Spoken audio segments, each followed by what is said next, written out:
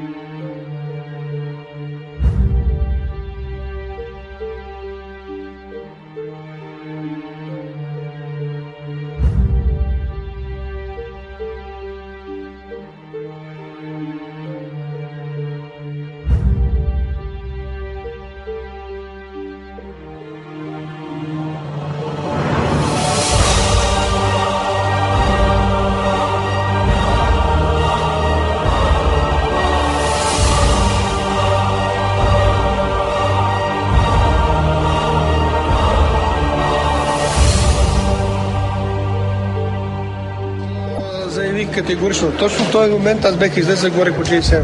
Спомените от това заседание се връщаха трудно в главите на депутатите. Ще има ли доблест този народен представител, който все пак е казал репликата, да си признае? Това мисля, че е въпрос към него. Назад отстъпи дори Антония Първанова, която предната вечер се похвали с добра зрителна памет. Дайте да не се превръщаме в някаква разследваща вакханалия.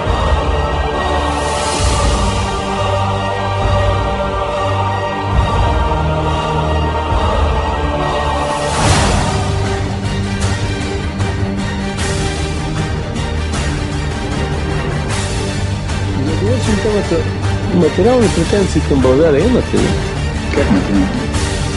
То си имуществени. Собствена система.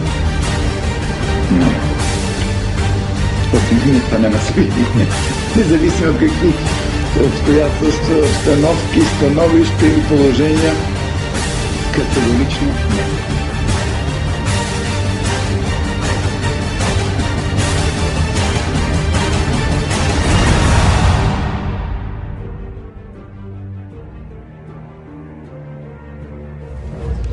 Вчера казахте, че ставате зад генерал. Категорично. Как? Прав, седнал. Вие как държите? Подскажете ми. На този конкретен въпрос не бях.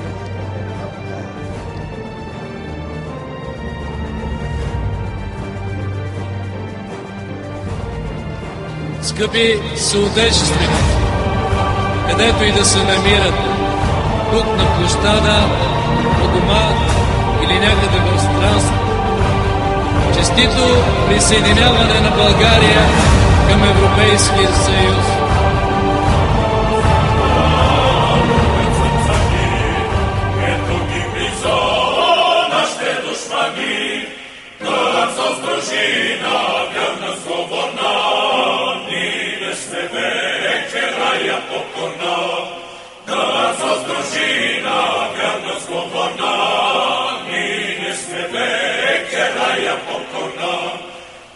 Братя, Бог е с нас, бража порода, той за чест и свобода, за мила рода. О, майко моя, родино мила, земя си красна, райска градина. О, майко моя,